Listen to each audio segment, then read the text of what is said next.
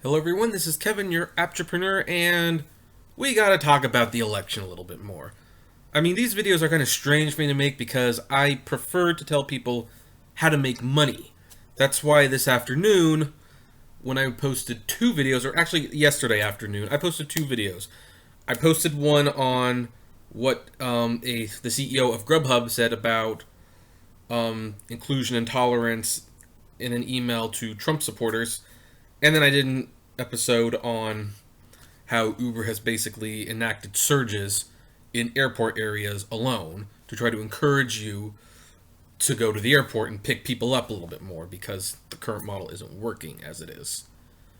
Of course, the one about Trump got more views, and I don't know how I feel about that, but the story keeps developing, and this does affect the business I'm in. This does affect what we do. So let's talk about it. And I'm going to be reading this from their official statement on Twitter, and I will comment on it after I read the full text, of course. This year's president. Sorry, I messed that up right away. Let's try this again. This year's presidential election was undoubtedly divisive and left many of our employees feeling very concerned. Okay, the very's not in there. I added that, sorry. In response, I wrote a company-wide email that was intended to advocate for inclusion and tolerance, regardless of political affiliation, during this time of transition for our country. Some of the statements in my email, please see full text below, have been misconstrued. I want to clarify, and this part's underlined, so you know he's serious. I did not ask for anyone to resign if they voted for Trump. End underline. I would never make such a demand. To the contrary, the message of the email is that we do not tolerate discriminatory activity or hateful commentary in the workplace, and that we will stand up for our employees. GrubHub welcomes and accepts employees with all political beliefs, no matter who they voted for in this or any election. We do not discriminate on the basis of someone's principles or political or other beliefs. I deeply respect the right of all citizens to vote for the candidate of their choice. In fact, I offered extra flexibility on Tuesday and encouraged all our employees to go vote.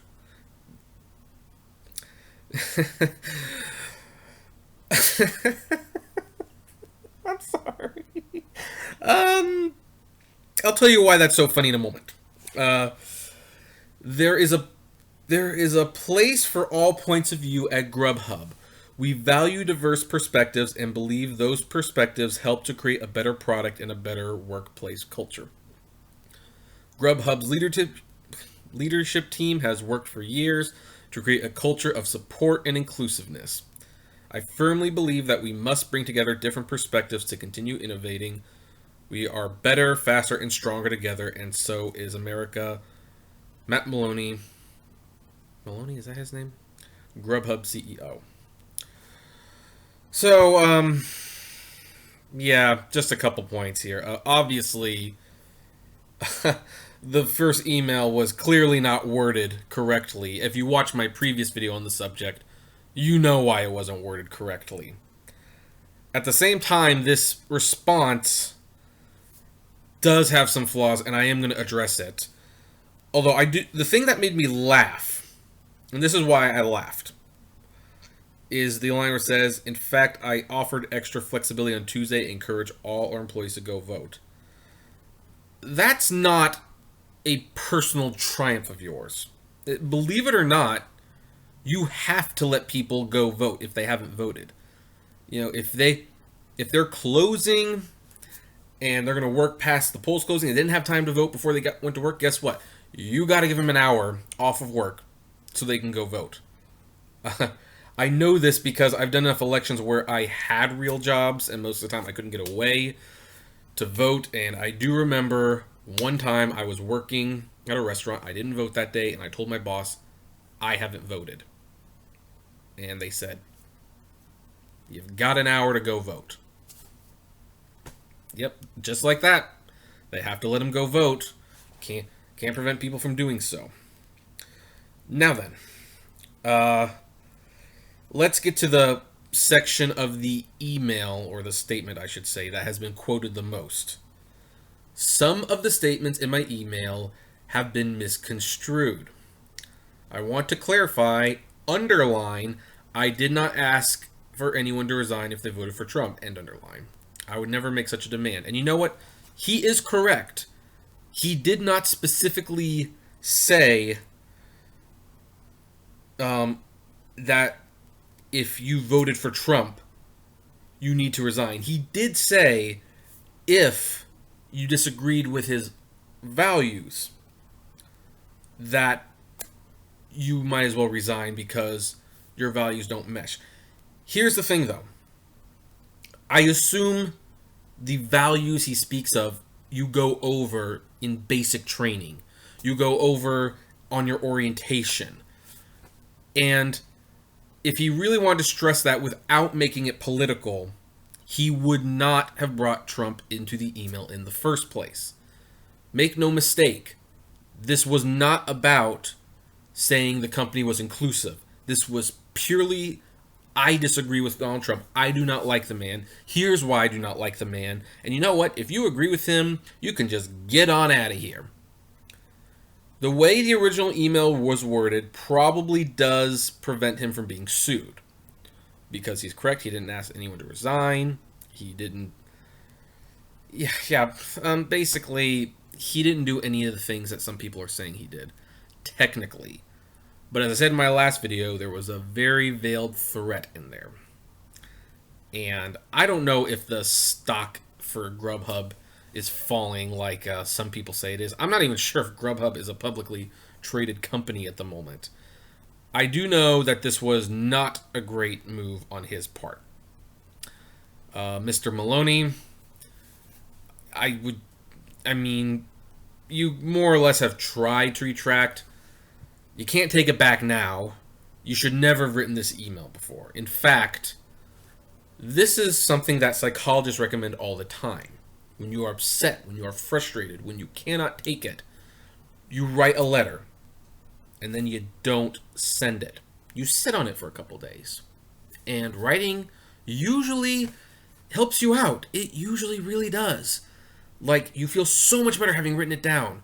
But you decide you had to share it with people. And in the way you worded it, while you did not explicitly state that Trump voters were not welcome, you did not specifically state Trump voters would be fired, you did not specifically state that if you supported Trump, you were not welcome. But make no mistake, the email was about Donald Trump. The email was about how you couldn't believe that people who agreed with this man got elected. And I'm not going to deny your frustrations, but you sent that to your employees, and now they're scared. Now they don't feel comfortable. And you know what? That's not Donald Trump's fault. That's your fault. That is your own fault. You created a hostile work environment. You, yourself, no one else. I'm not going to ask you to resign like some people do because I believe we all make mistakes. I think this retraction statement is a good first step. The next best step, take a vacation. Seriously, take 2 weeks off, clear your head, come back home. Continue your work. And do not send... I'm not going to say not to send emails like this in the future. But I'm going to end it on this note because I used to date someone who actually does work for Warner Brothers Animation. And one day, she got an email about, how Warner Brothers does not tolerate, discrimination. They don't tolerate this. They don't tolerate that. They are an inclusive company. They are a respectful company. You need to respect other people. And here's the thing. She knew that the email was because of Charlie Sheen, who just a couple days ago had shot off his mouth and got the season of Two and a Half Men cut short because he was intoxicated and had a meltdown and criticized the creator and went on a public rant. And so Warner Brothers sent a company-wide email telling people that this behavior was not acceptable. But they didn't mention it was about Charlie Sheen.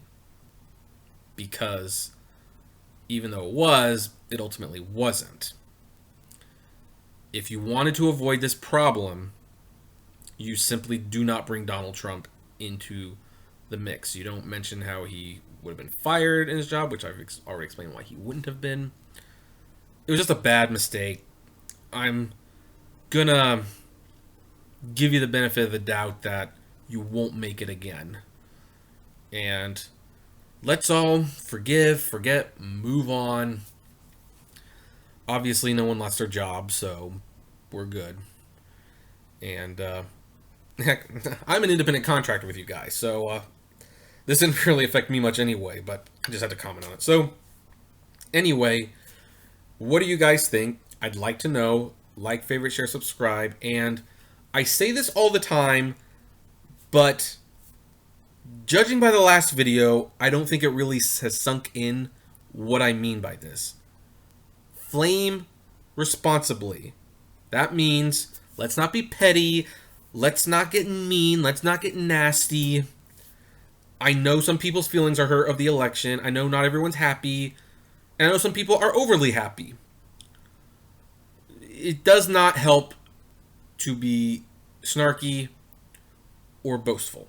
Let's be gracious and let us be proud that we can live in a country where we can make money working for ourselves. We can elect the people we want to elect, or we can at least make our voices heard. And that at the end of the day, even though Trump is going to obviously do some things we don't like, we're still free. We're still free. Anyway. So, yeah, remember, all that stuff then, blame responsibly.